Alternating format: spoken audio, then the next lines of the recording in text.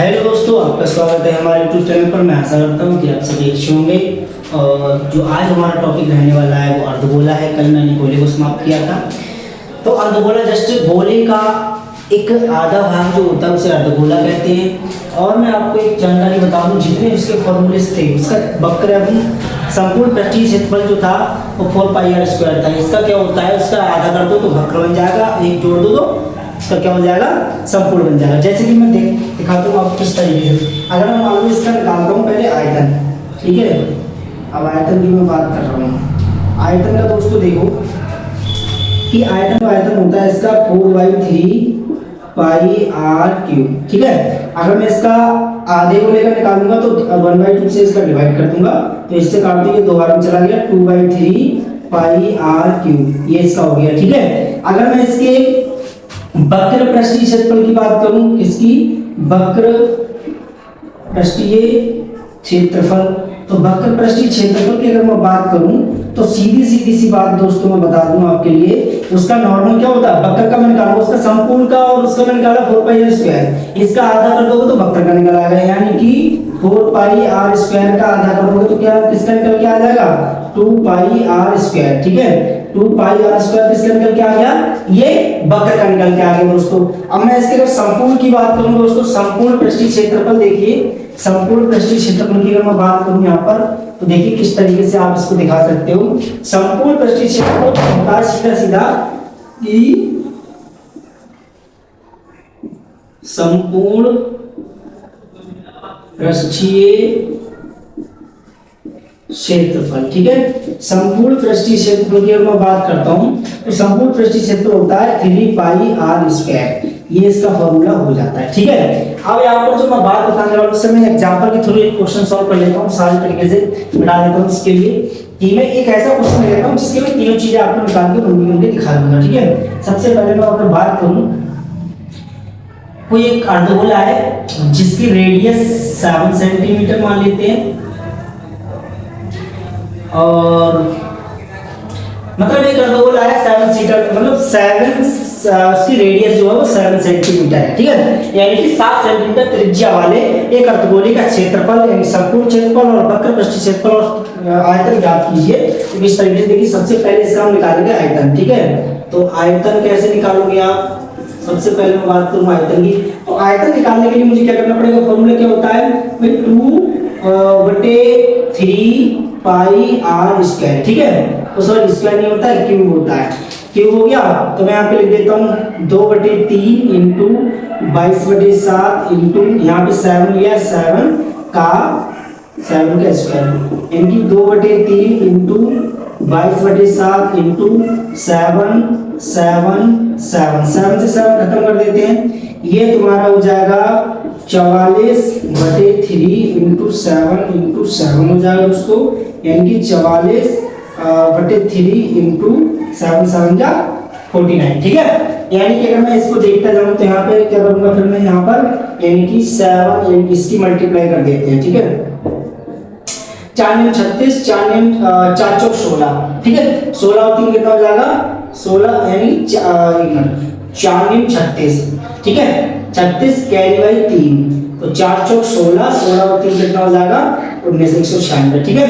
उसके बाद फिर मल्टीप्लाई करोगे तो सेम आ जाएगा तुम्हारा ये, तो 6 ये हो जाएगा तुम्हारा, यानी कि 15, ये 10, 11, ये हो जाएगा 2156। तो हमारा क्या आ जाएगा दोस्तों, 2156/3 चल रहा है। अब मैं क्या करूँगा दोस्तों, 3 से आपका 2156 के लिए डिवाइड कर दूंगा, ठीक है।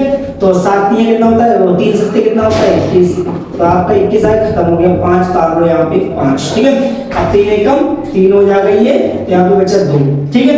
अब मैं क्या करता हूँ, 2 3 से तो कटेगा नहीं, यहाँ पे क्या उतार लेंगे, 6 उतार लेंगे।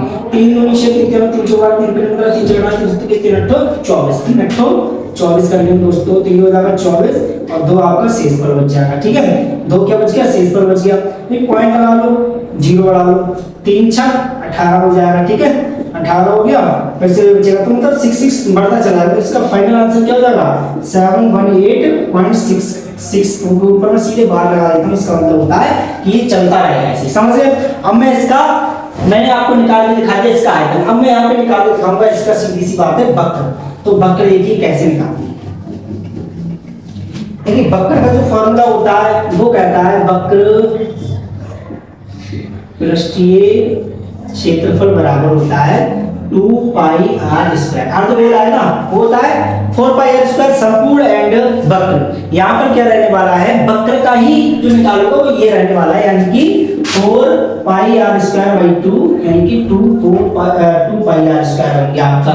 तो यहाँ से ले लेते हैं इसके लिए, ठीक है। अब यहाँ पर जब आप देखोगे तो क्या करना पड़ेगा भाई, 2 तो सेम रहेगा, 22/7 ऐसे कर लो। आर का मान कितना है, 7 का स्क्वायर हो गया, तो 2 इंटू 22/7 मतलब 22/7, 7 गुणा 7 कर लो, 7 से 7 काट दो बराबर 22 और इंटू 7 दूनी कितना हो जाएगा 14, 22 ऐसे कर दो। अब ये जो 22 है ना, इसको 14 से मल्टीप्लाई कर दो, ये हो जाएगा 88, ये हो जाएगा 22, यानी कि 803 308 कितना आ जाएगा दोस्तों, 308 सेंटीमीटर स्क्वायर। ये इसका क्या हो गया, वक्र पृष्ठीय क्षेत्रफल आपके सामने निकल के आ चुका है दोस्तों, ठीक है। अब मैं यहाँ पे जो बात करने वाला हूँ आप देख सकते हैं, अब मैं यहाँ पे जो बात करने वाला हूँ वो मैं निकालूंगा यहाँ पर अब संपूर्ण पृष्ठीय क्षेत्रफल। क्या निकालूंगा दोस्तों, संपूर्ण यानी कि अर्धगोले का संपूर्ण पृष्ठीय क्षेत्रफल। संपूर्ण पृष्ठीय क्षेत्रफल दोस्तों क्या होता है, 3 पाई आर स्क्वायर, 3 गुणा 22/7 इंटू आर कितना है 7 का स्क्वायर। ये बन गया 3 22/7 यानी कि 7 इंटू 7 कर लेते हैं, 7 से 7 खत्म कर देंगे इंटू 7, 7 कितना हो जाएगा 21 इंटू 22, तो 22 की 21 से मल्टीप्लाई कर लेते हैं, 22 हो जाएगा 44 हो जाएगा, 2 6 4 462 कितना 462 सेंटीमीटर स्क्वायर, कितना हो गया 462 सेंटीमीटर स्क्वायर, ठीक है। तो इसी तरीके से हमने आज अर्धगोले के लिए भी समाप्त कर दिया है। अगर आपको कभी भी इसकी रेडियस का फॉर्मूला आप जानते हो, उसके आधार पर अगर फॉर्मूला निकालो भाई क्या होता है रेडियस, जानते हो आप लोग।